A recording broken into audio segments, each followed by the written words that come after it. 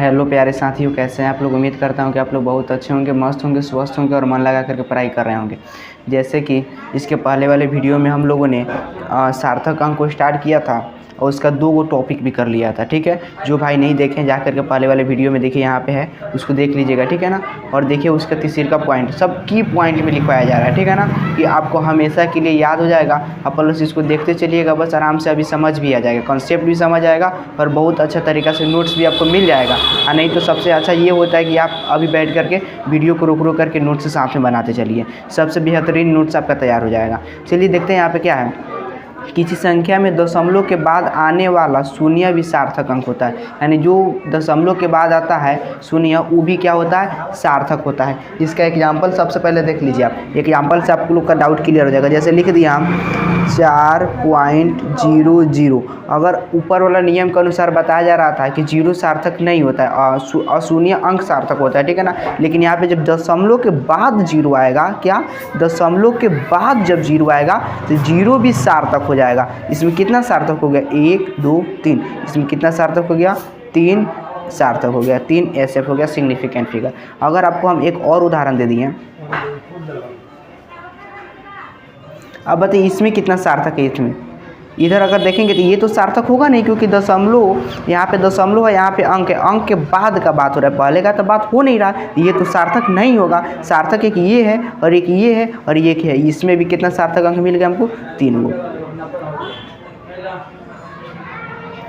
इसमें कितना सार्थक अंक है, 1 2 3 4 5। कितना सार्थक अंक है इसमें, 5 सार्थक अंक सिग्निफिकेंट फिगर। ठीक है, कोई दिक्कत। ये वाला टॉपिक आपको समझ आ गया। सार्थक अंक दशमलव के बाद जब आएगा तो वो भी क्या हो जाएगा, एक प्रकार का सार्थक हो जाएगा। चलिए दूसरी का देखते हैं।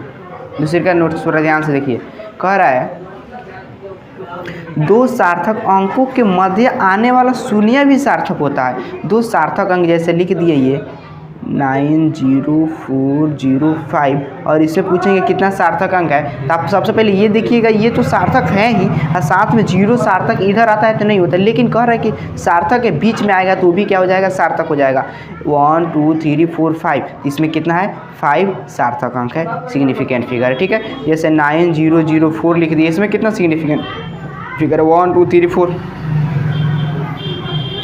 अगर हम लिख दिए 0605, इसमें कितना सिग्निफिकेंट फिगर है, इसमें 1 2 3। ये तो नहीं ना होगा, ये पॉइंट कितना पॉइंट है ना, बीच में है, ये तो अपना साइड में है, इसको छोड़िए। 1 2 3, इसमें कितना हो गया, 3 सिग्निफिकेंट फिगर।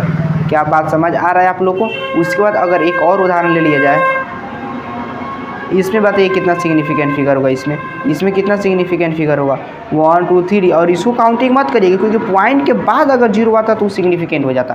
पॉइंट तो है नहीं, पॉइंट नहीं है और उसके बीच में भी नहीं है, तो ये सिग्निफिकेंट नहीं हुआ। 1 2 3, यानी इसमें 3 सार्थक अंक या सिग्निफिकेंट फिगर हो गया। क्या ये बात आप लोग को समझ आया? नहीं आया तो कमेंट करिए। आप लोग के लिए हमेशा हम तैयार हैं। या नोट्स हो फ्री में, बिल्कुल फ्री में आप लोग को नोट्स प्रोवाइड कराया जा रहा है हमारे चैनल के माध्यम से। तो आप लोग नोट्स बनाइए या मांग लीजिए मैसेज करके, जो यहाँ पे नंबर आप लोग को दिख रहा होगा, या जो डाउट है वो कमेंट करके आप पूछ सकते हैं, या मोबाइल नंबर है उस पर कॉल करिए या मैसेज करिए।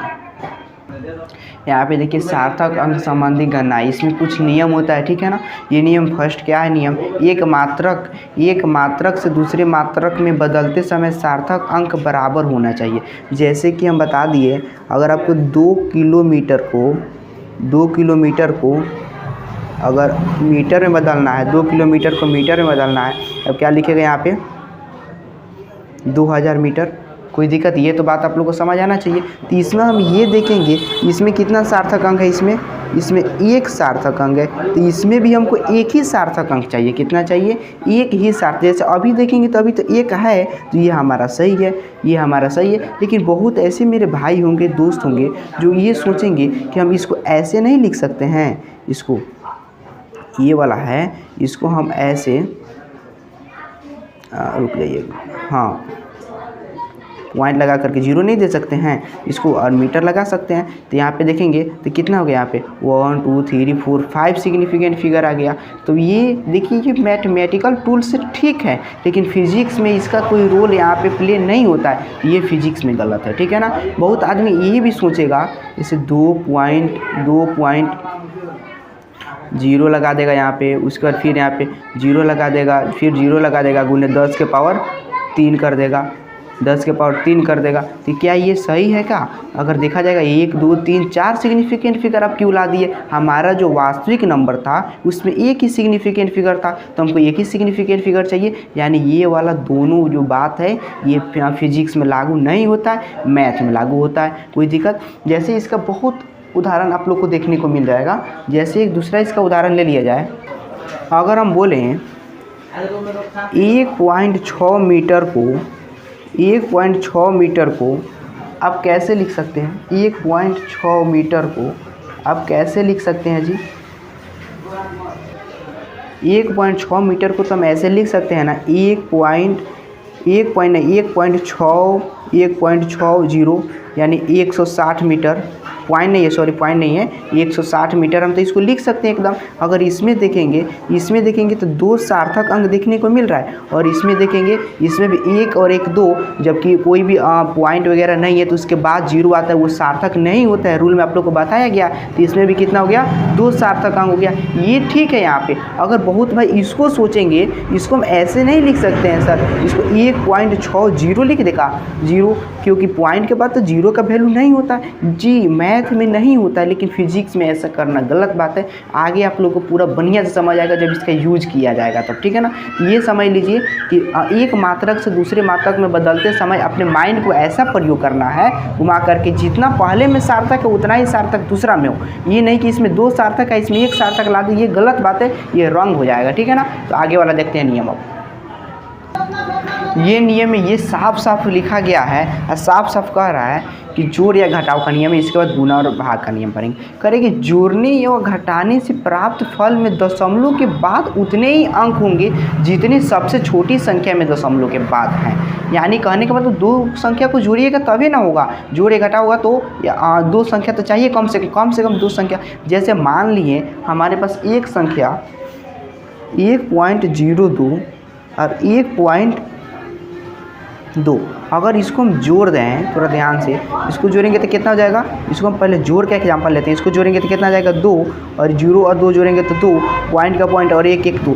इसमें हमको ये सबसे पकड़ना है कि ये दोनों संख्या में कौन सा संख्या में सबसे कम अंक है दशमलव के बाद सबसे कम अंक किसमें है? इसमें है। इसमें है कि नहीं? इसमें देखिए, इसमें कौन सा अंक है? 1 अंक है। यानी मेरा भी इसमें हमको 1 ही अंक चाहिए, हमको भी इसमें 1 ही अंक चाहिए, क्योंकि इसमें 1 है।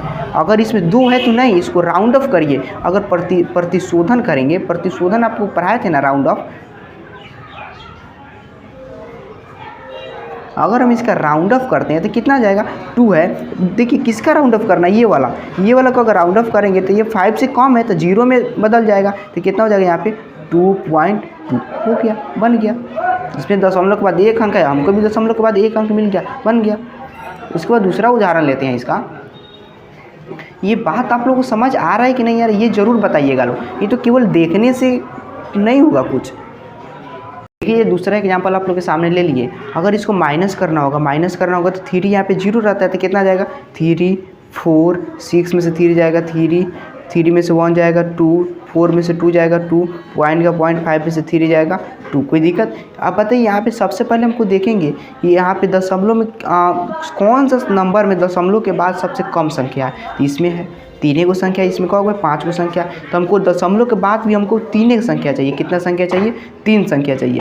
तो हम यहाँ पे 3 पकड़ लेंगे, 1 2 3, और इसका राउंड ऑफ करना स्टार्ट करेंगे। इसका ये वाला का 3 नंबर पे यही है। तो अगर इसका हम राउंड ऑफ कर रहे हैं तो क्या मिलेगा हमको?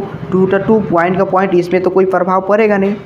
और बात ये 3, और ये देखेंगे 5 से कम है तो 0 में तब्दील हो जाता है, 0 में बदल जाता है। 5 से ज़्यादा रहता तो 10 में चल जाता, तो 5 से कम है तो 0 में आ जाएगा, यानी यहाँ पे 3 का 3 आ जाएगा। क्या ये बात आप लोगों को समझ आई या नहीं आई? कमेंट बॉक्स में ज़रूर बताइएगा, फिर कोशिश करेंगे अगला वीडियो में इसको अच्छे से समझाने का। नहीं समझ आई तो इसको एक बार और ज़रूर देख लीजिएगा, ठीक है ना। अब चलिए एक अगला टॉपिक है उसको कर लेते हैं। ये नियम ये कहता है गुणा भाग का, गुणा व भाग से प्राप्त फल में उतने ही सार्थक अंक चाहिए जितने प्रयुक्त राशियों में सबसे न्यूनतम सार्थक अंक हो। यानी मान लीजिए दो संख्या में आप गुणा कर रहे हैं या भाग कर रहे हैं, उसमें कोई ना कोई संख्या में सबसे कम सार्थक अंक होगा, तो हमको उतना ही सार्थक अंक चाहिए जितना उसका फल में उतना ही सार्थक अंक चाहिए जितना सबसे छोटी संख्या में सार्थक अंक हो।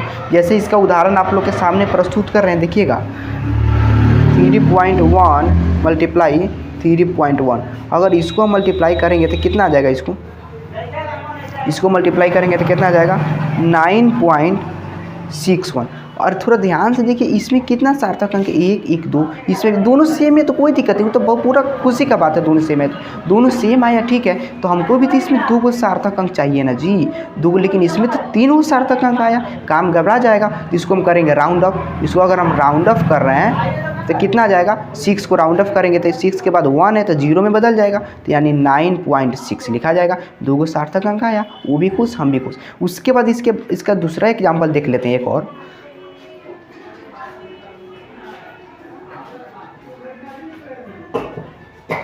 ये वाला अगर इसको गुना किया जाएगा, अगर इसको मल्टीप्लाई करिएगा तो आपको मिलेगा 39.401 मिलेगा, ठीक है ना।